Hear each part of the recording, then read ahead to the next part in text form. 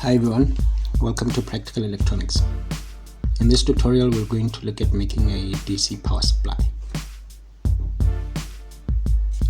Why would you want to build a power supply?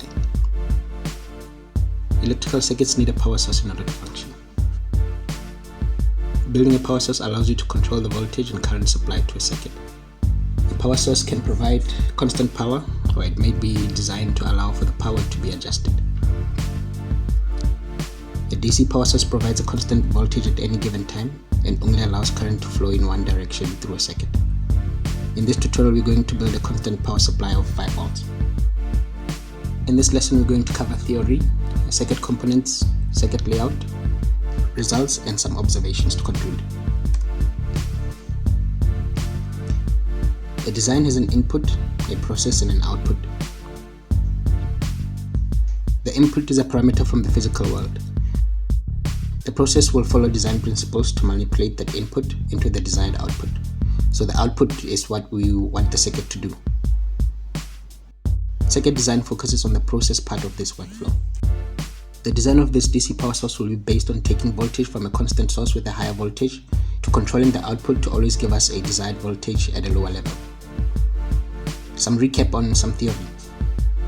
Voltage is electrical pressure that pushes charges through a circuit. Current is the flow of electric charge in a circuit. Current flows from a more positive point to a negative point.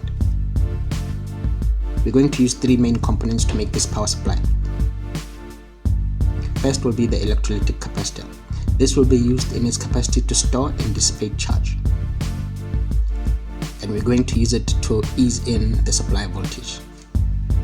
And then we're going to use a ceramic capacitor, which will be used as a filter to stabilize our output voltage.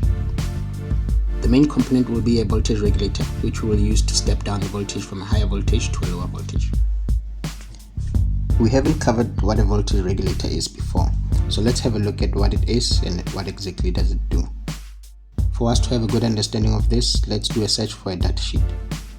The voltage regulator we're going to use is LM7805, which is a 5-volt regulator.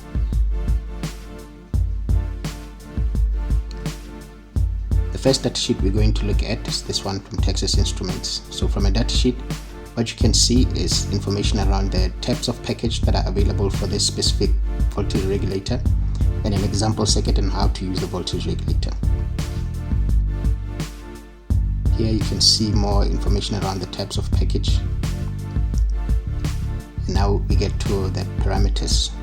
So on the output voltage, what you can see is the minimum, the typical, and the maximum. You will get to see other parameters of the voltage regulator, including the output voltage and the input voltage.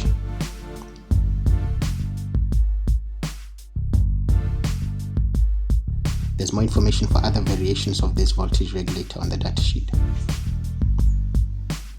Let's look at another datasheet from a different manufacturer. Here is one from Fairchild that shows you the range of voltage regulators. In this one, it shows you an internal block diagram that shows you the different components within the voltage regulator. Similar to what we saw before, you get to see information around the output voltage that will show you the minimum, the typical, and the maximum, and more information on the internal parameters of the voltage regulator, including output voltage as well.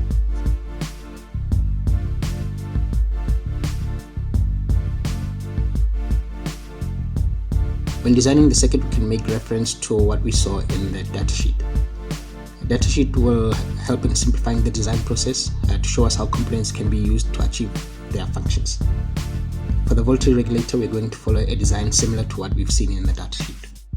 On the left side is the supply voltage, which will be eased in and out by the electrolytic capacitor. The voltage regulator will then step down the voltage from the 9-volt source to a 5-volt. On the output, there's a ceramic capacitor that will act as a filter to filter out any high frequency noise. Then we are expecting to see a clean output voltage of around 5 volts. Let's look at how it works.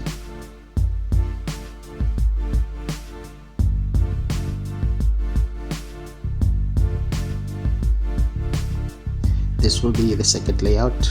On the left side, we'll have our input voltage.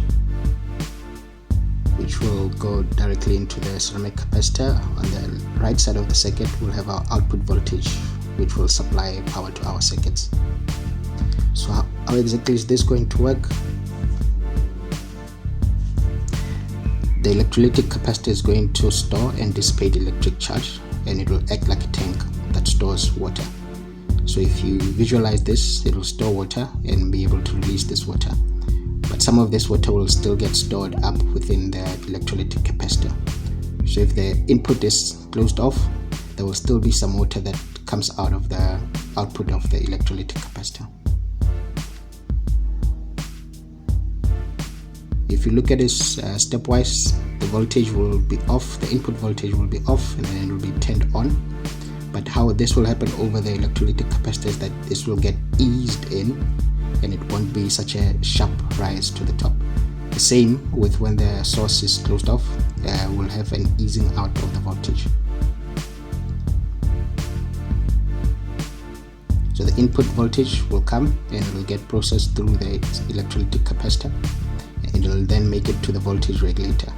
The voltage regulator will step down the voltage from a higher voltage input to our desired output, which will then make it to the ceramic capacitor for more processing.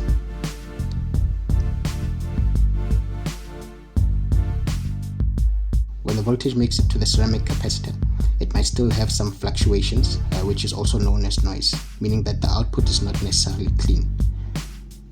The ceramic capacitor will then act as a short to ground for any voltages with high frequency.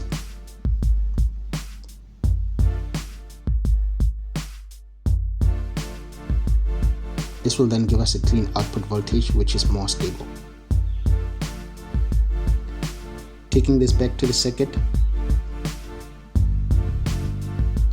the ceramic capacitor will do more processing and give us a clean output voltage of 5 volts.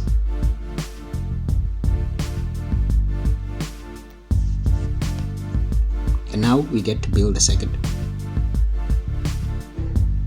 The tools we're going to use for this are a breadboard, wires, and a multimeter. To build the circuit, start by laying out all the components that we're going to use.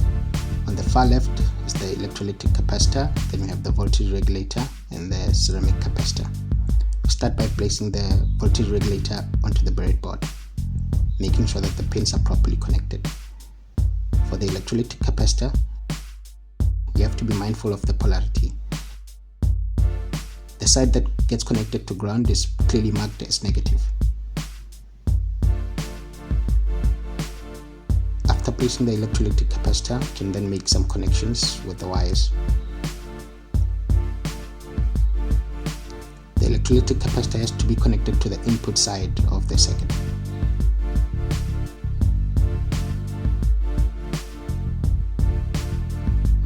Make more connections to ensure that the voltage regulator itself is properly connected. Use as many wires as you need to make the connections. The ceramic capacitor goes on the output side of the voltage regulator. Here we're placing a wire so that we can do a measurement of the output, and another wire to do a measurement against the ground voltage.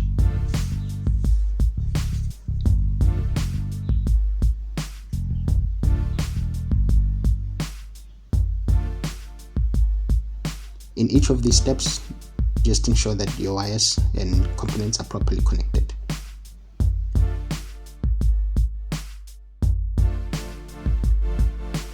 Now we can connect a 9-volt battery as our input voltage.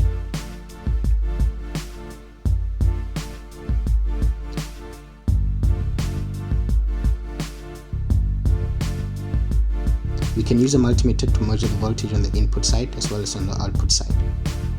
Measuring on the input, what you will see here is that we have a 9-volt input directly from the battery.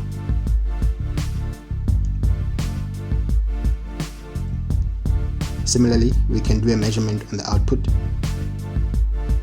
We can see that our voltage has been stepped down and it's at a stable point around 5 volts.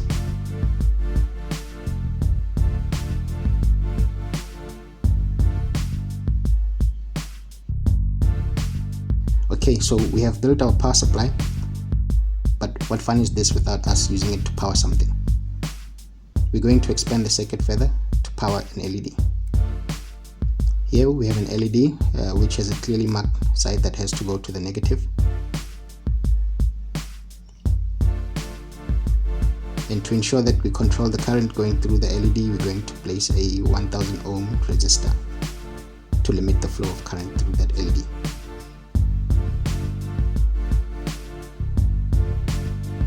And there we go. We have a fully functioning power supply. Looking at the results from building the circuit, we can see that if we measure on the input side, we get a voltage of around 9 volts. And when we measure on the output of the circuit, we get a voltage of around 5 volts. From the data sheet, we saw that it's possible to get just below that. What we have is just below that at 4.97 volts. In conclusion, the desired output of a circuit has to be known from the start. The design process will create a process that takes an input and turns it into a desired function. A good understanding of component properties helps in making the best use of components in a design. Datasheets can be used for more complex components to understand their function and best design principle. A good stable power supply is the starting point of all electronics design. If there are any questions, tips or comments, please leave them in the comments below. Thank you and see you in the rest of the videos.